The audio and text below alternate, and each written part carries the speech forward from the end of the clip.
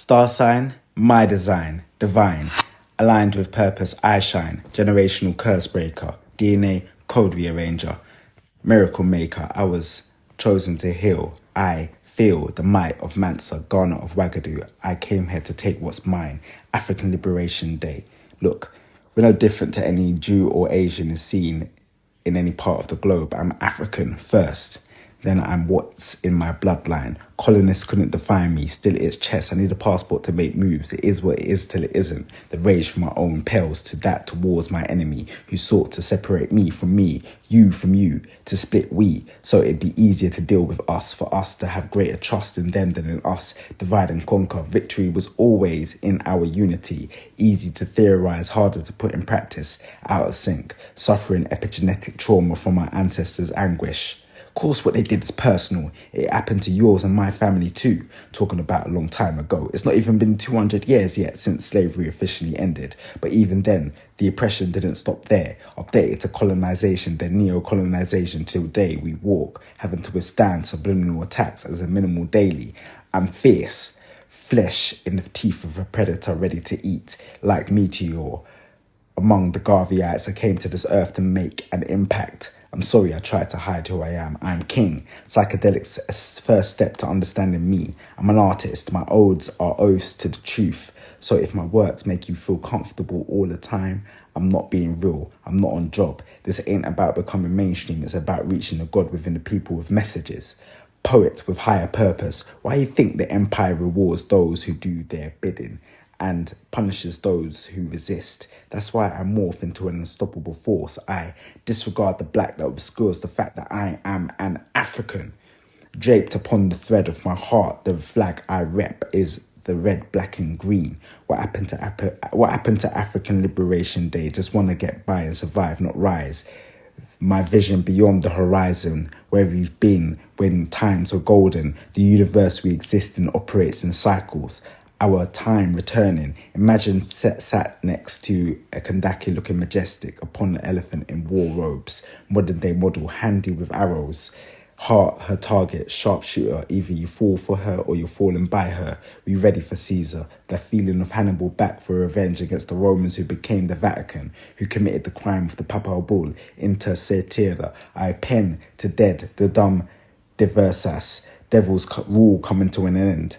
Africa Day lost the meaning, numb our feelings, what we celebrating at an all-time low, not sleeping, worse than amnesia. We, the superhero with superpowers, sick with dementia. No, up the ladder of consciousness, knowledge a tower.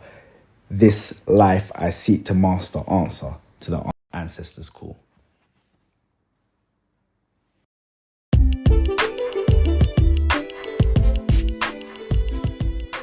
Greetings and welcome to a special edition of the Out of Noise podcast with me, Stella B, and Nat Nye, the podcast where we bring our peace to the mic, and we do this weekly, and normally we welcome you back frequently to tune into our frequency. So it's African Liberation Day on the 25th of May every single year. And we just wanted to do a quick special that tells you a little bit more about it. So I'm going to ask some specific questions, and I will break it down further for you. So, what is African Liberation Day, Nat Nye? African Liberation Rewind my selector. Come again. African Liberation Day, also known as Africa Day today, is a day that was created in 1963 by the Organization of African Unity. The Organization of African Unity then became the African Union in 2002, and upon that change, the day shifted from African Liberation Day to Africa Day. The day initially was there to commemorate African unity and drive towards independence because there were still, around that time, there were still countries in Africa that were not independent. So it was decolonization. That was one of the goals of the Organization of African Unity, and the day would focus on that. Apartheid and racial discrimination, which was happening in South Africa. It was there to bring about unification and cooperation among the independent African countries, collaborating on political, economic, social and cultural issues to the lives of Africans across the continent. It was to preserve the territorial integrity and sovereignty of the African states and easing any border disputes and promoting peaceful resolution of the conflicts, bring about economic development in the African countries, and peace and security, social progress, and with this unification, bring forth Africa's ability to have a say with regards to the world. So international relations would be strong. So regards to global affairs, Africa will have a say. Those were just a few of the objectives which I could highlight. Would you say that these objectives have been met? No. Well, it's funny. So this leads me on to my next question. When and why did they take out the liberation from African Liberation Day? So it's now, as you said, called also, well, now it's just called Africa Day, isn't it? Yeah. So I don't know why. I haven't found a reason why. Maybe one of our Out of Noise listeners could, if they know, they can inform us as to why. I just know it happened when the shift happened. And actually, we're to watch Sister Shanice's show with Brotherly the Bandaka of the Al-Qaeda Revivalist movement, do a presentation on bringing the liberation back into Africa Day. So it'll be interesting. He might reveal as to the reasons why they did that. Yeah, go on. The reason why I'm asking is because you've listed a whole group of very important factors as to the creation of African Liberation Day, the gathering of all these African countries together in one place to come up with this list of actions that they were all heading towards for the liberation of our people and what that actually means. And as we know, there are few examples or zero examples of those things happening. So the liberation hasn't actually happened. We are pretty much controlled by corporative forces. That is what runs Africa, that's what runs the world. But Africa is very specific due to its role in helping to fuel this next industrial revolution that we're in, which is digital revolution, technical and digital revolution that we're actually in right now. Africa plays a major role in that shift towards the future, but yet we are seen as the most impoverished continent place on this earth, and we are very much controlled, as I said, by outside forces which shift and maneuver how we think, how we operate, the infrastructure, the level of lack in the country in terms of progression. It's not easy to freely operate in a really truly African and Pan-African way yet, because there's so many different outside entities with their tentacles kind of wrapped around each country. Yeah, exactly. And the indicator of that is by taking the liberation out of the day. As you've articulated, have we achieved the goals? Has the Organization of African Unity and the African Union as it achieved the goals of its origins. And the founders of the Organization of African Unity, as well as the leaders around at that time in the 60s, from the 50s through to the 60s, and then more as the decades have passed, the less and lesser amount of revolutionary leaders that were in Africa. Today we will talk often about the weak leadership or the greedy leadership of the continent of Africa, without recognizing that many of the founding fathers of these independent states were very revolutionary, and they were a lot of the times assassinated or exiled, forced out of leadership. Again, Brother Leader Randaka, several years ago at a powerful presentation that he did, he articulated that it was scores of African leaders who had been assassinated or exiled by the outside forces, as he put it. And that causes the destabilization that prevents the progress that these leaders actually crafted and carved out in their plans. And when we use broad sweeping statements like African leaders are just corrupt, they're just greedy, they're selfish, they don't care for their people, we have to be very specific who we're talking about, because there have been several African leaders that have had the passion, had the heart and the intellect. They were thought leaders themselves, revolutionaries and thought leaders. And a lot of the people's solutions that they suggest today are the basics of what these leaders thought of back then.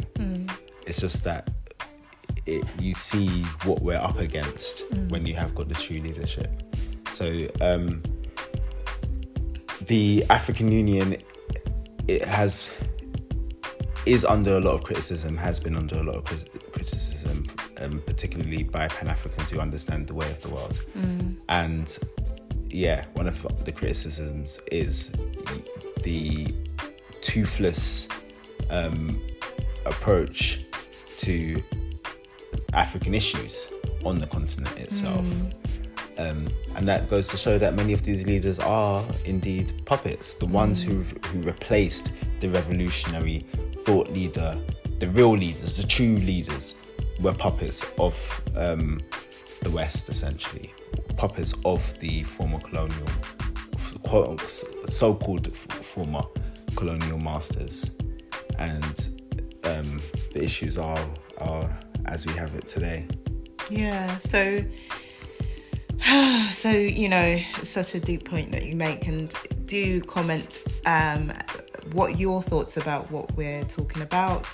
Have you heard of some of these coups over the years, or some of these takeovers and takedowns of the great leadership or the correctly minded African leaders to install these puppets?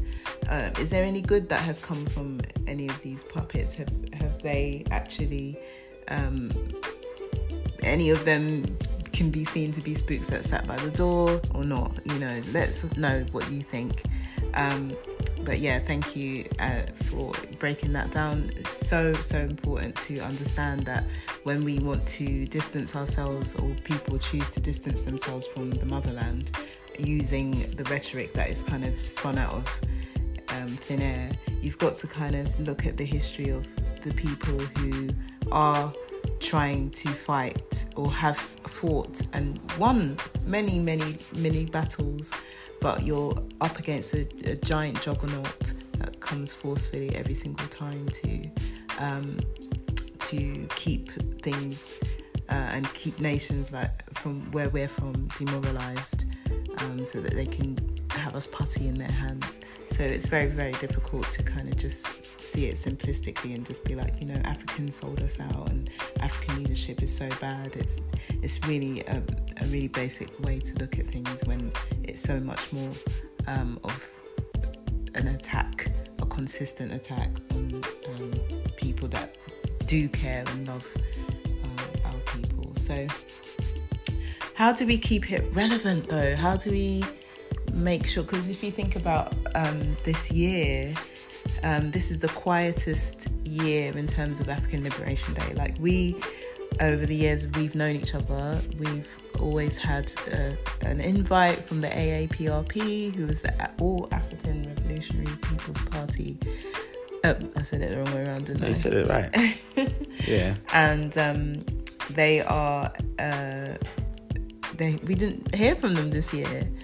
And also just several different things that normally kind of take place every year. There's normally like something going on to represent, but it seems it's been quite quiet. We know there's something going on the 29th of May, which is Bank Holiday Monday in Manchester, in which there'll be several people in attendance, including Robin Walker, or Sir Robin Walker as I like to call him, the history man, who is from here in the UK.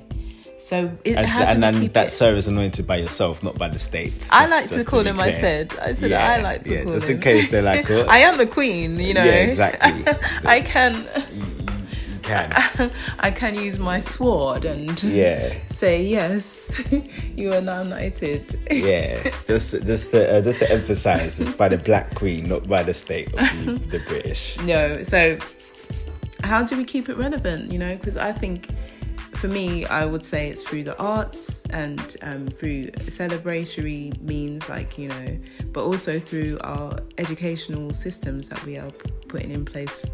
We need to kind of have ways of having these days taught about, like the Sona app, for example, should be mentioning African liberation within it, to help muster up kind of the current relevancy of it, you know, and keep it still in the psyche. Well, I did see Sona actually do an advert for Africa Day, and Shingy also released a song on Africa Day.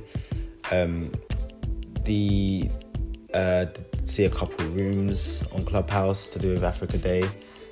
Not as much as I would have thought, like, and there has been seemingly a decline in terms of the attention, as you said earlier. Like, we've performed a few times on African Liberation Day.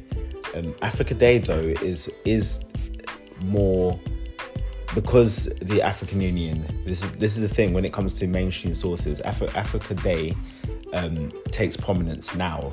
So when you're going to see anything, if you're going to see anything to do with the day, you're going to see Africa Day. The issue that I didn't say with that is that basically it's not only the fact that the objectives have not been achieved, the objectives of liberation have not been achieved.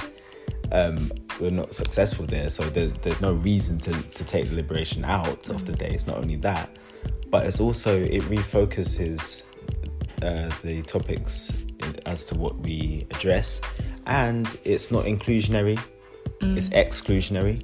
So the focus is on Africans on the continent, or continental Africa diaspora. So African Liberation Day is more inclusive of Africa's children, regardless of whether they're continental Africans by way of like your parents, or you're on the land itself, or your parents are from the land and such. It also includes those who were separated from the continent by means of the transatlantic enslavement of African people. The day now focuses on what it means to be an African today, and being connected to the nations of today.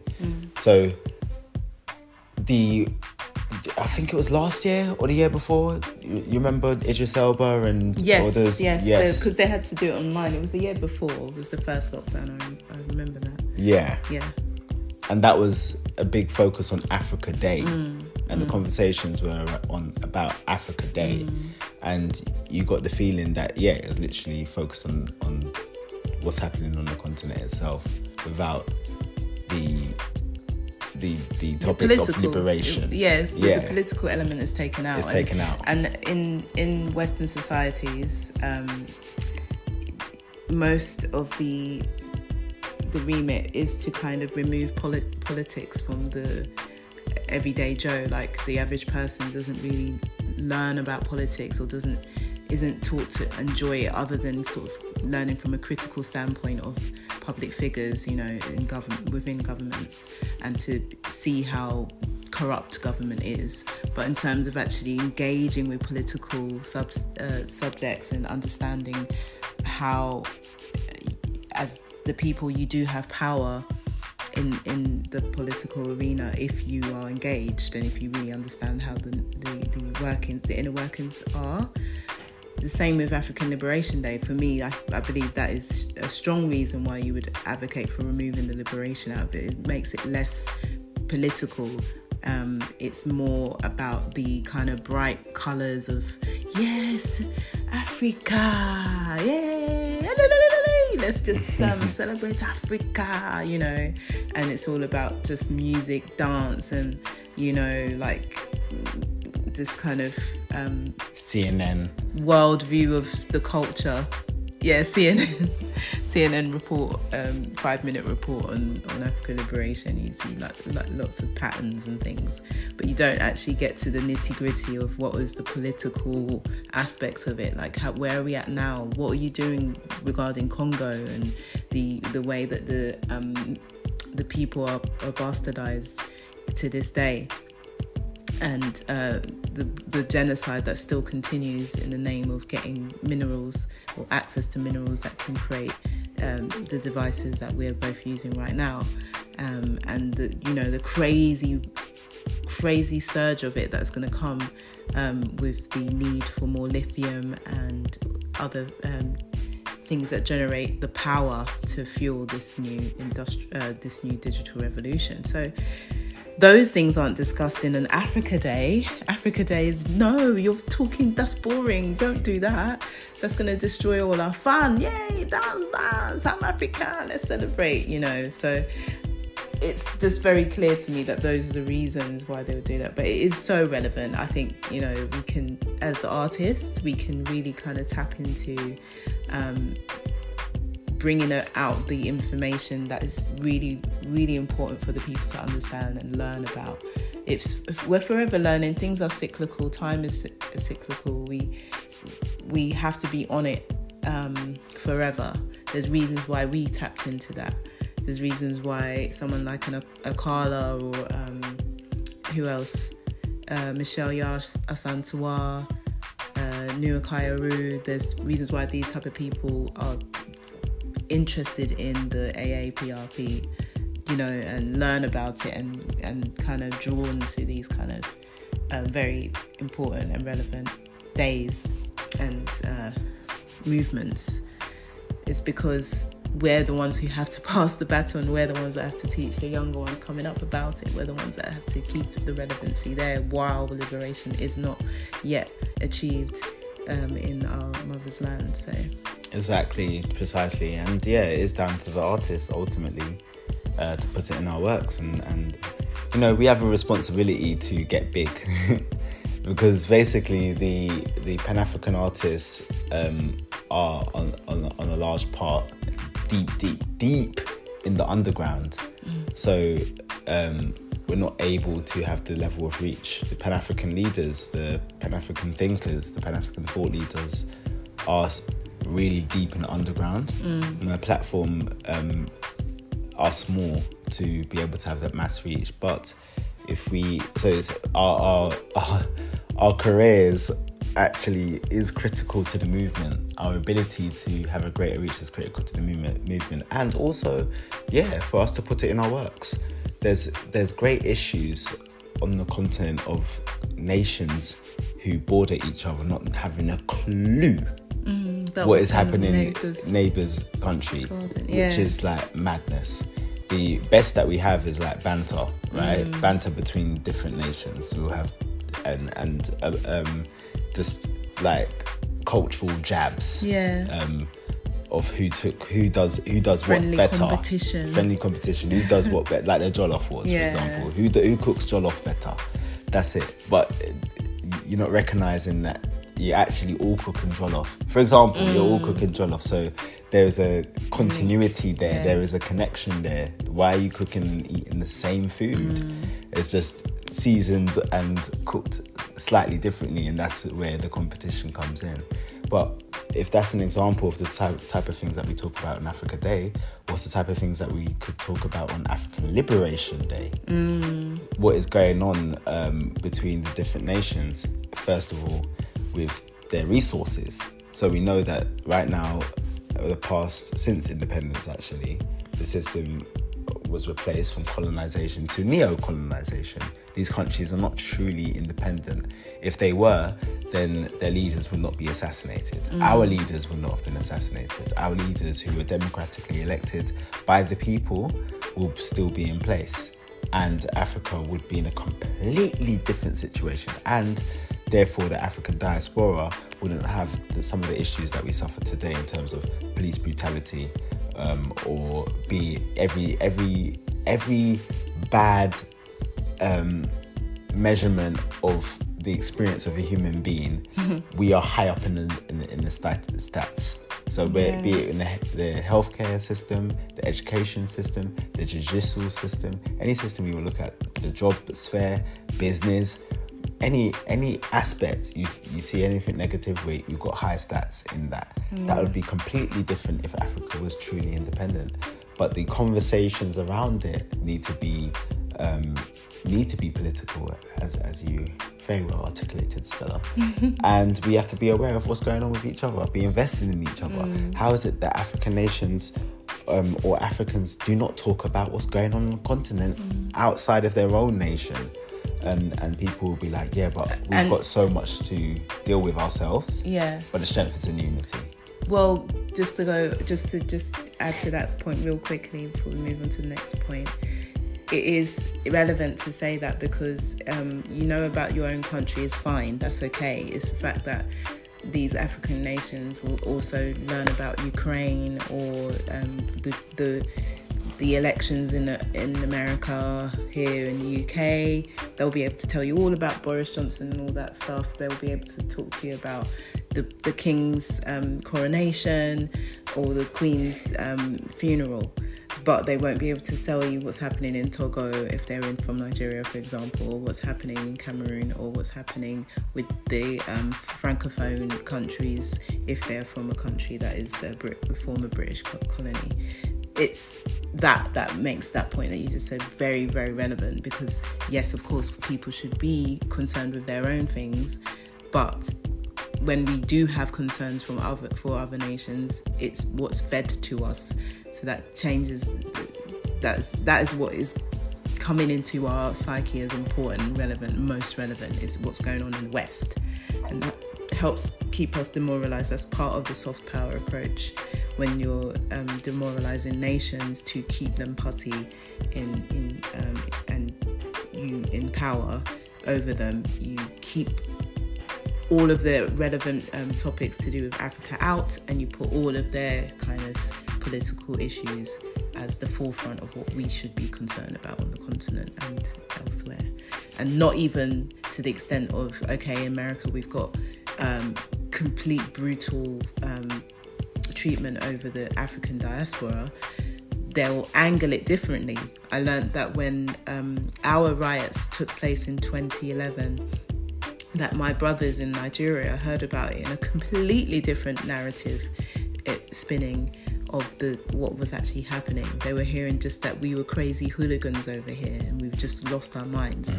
That was the story that was being spun in the motherland about that, what was specifically happening here. When Mark Duggan was murdered by the police. Yes, and the riots took place in 2011. He was actually murdered by the police. That sparked riots as they pushed a girl down the steps in Tottenham, and the people weren't having it. So Mark Duggan was innocent. He was shot dead by the police here.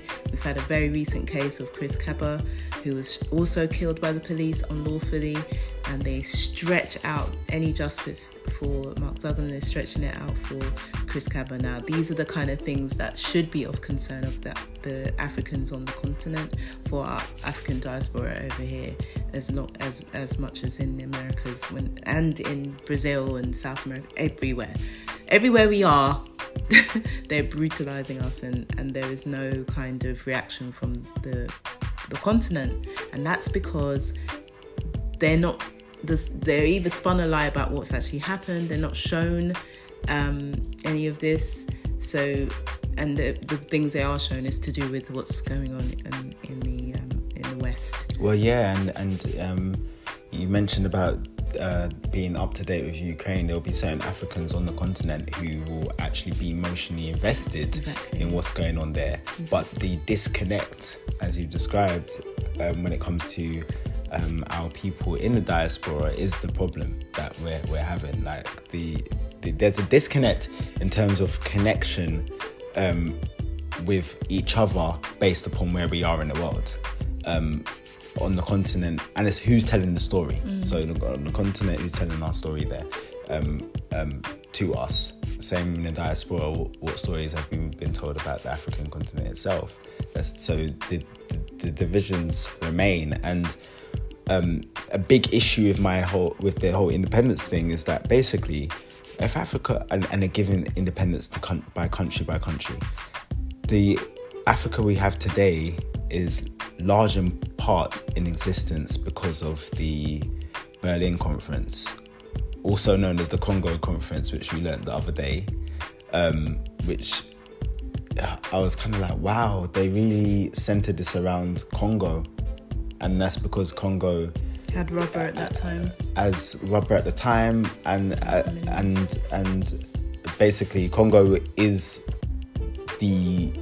has the highest concentration of minerals on the planet, like literally on the planet. So the center and the heartbeat of Africa, right at the heart of Africa, had to be focused on. But it was the entire continent, really and truly. So when it comes to independence and liberation, really, the measure of control is shown by different countries having independence at different times. So if the colonial masters were like, right, we have now elevated in terms of our mind state, we've reached a level of civilized within ourselves, and we now accept that you need to be free and govern yourselves or whatnot, then you let all the countries from your empire be free and be independent and let them figure it out. No, but what they did is they had different agreements with different nations based upon the negotiations they were able to have in their own benefit. So them relinquishing control just like that would mean that they would be unable to have the level of control over the resources and the people that they have today, still all today. So for example, with Nigeria, Shell would not be able to play its role that it does today, its dominant role that it plays up today, or Unilever or any of these, if the agreements upon independence was actually in favour of Africans.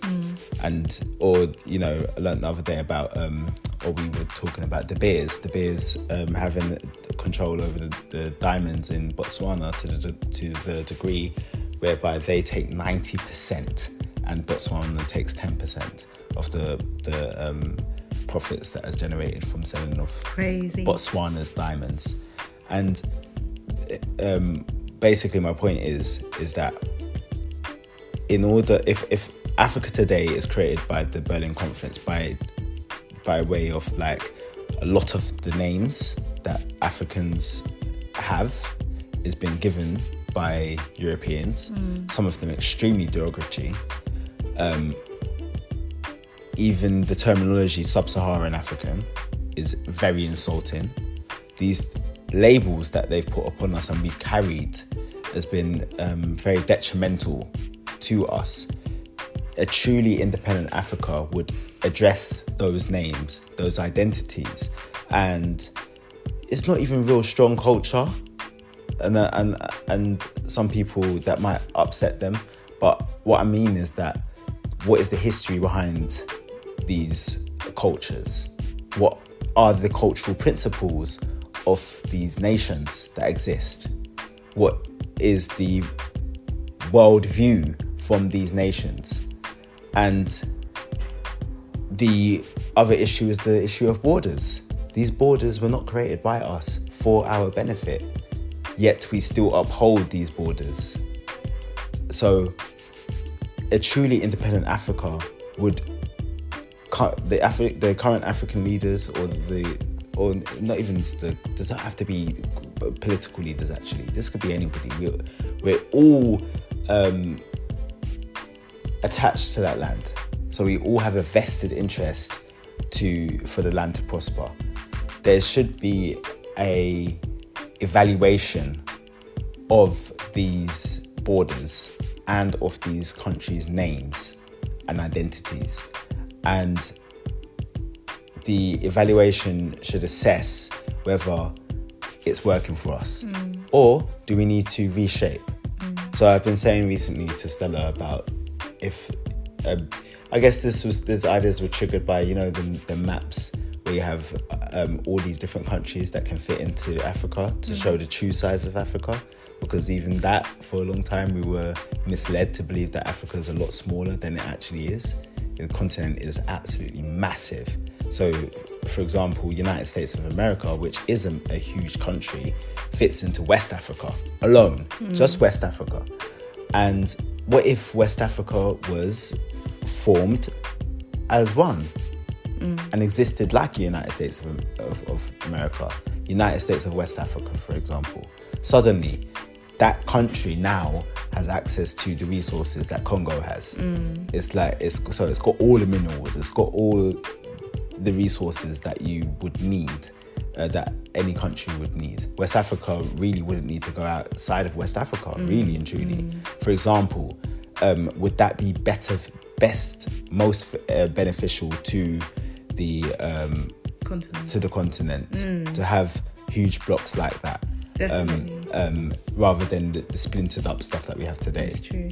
And therefore, there's no way that you can have an issue that happens in the geographical area of Senegal that has no interest to somebody in the geographical area of Cameroon. Like, you have to be interested in each other. It's true. Or the Anglophone will have to have interest in the Francophone, etc. In fact, those terminologies would be erased.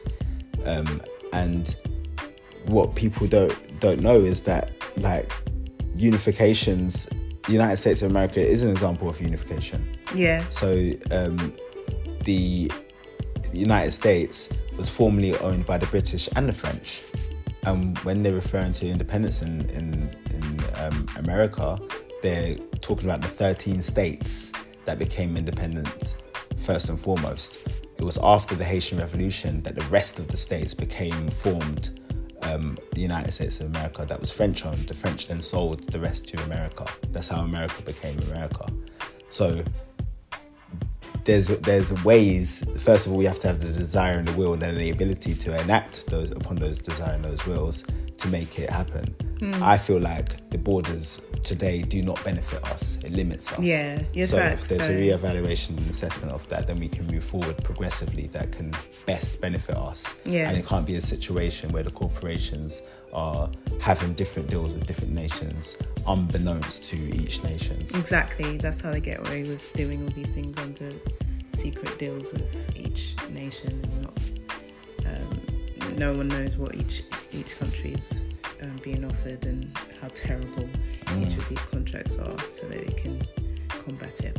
And so quickly just to say as well, like, basically not knowing about the contracts as well, when I looked into it, it's highly likely that De Beers, that their deal with the Russians in terms of their diamonds, 50-50. And Botswana is looking to lift theirs from 10% to 25%. How is that right or fair? No, it's not at all.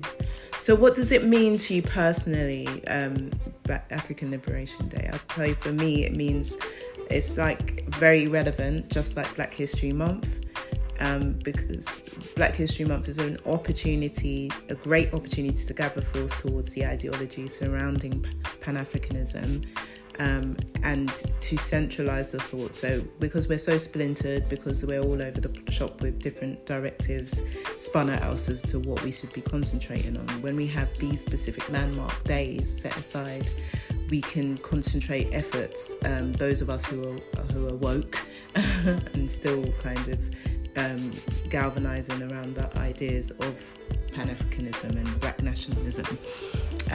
It's an opportunity to concentrate those efforts into the force behind those ideologies. That's why I think it means personally. What does it personally mean to you? What's your personal passion about the day? Well, I agree with what you just said. Yeah, I agree.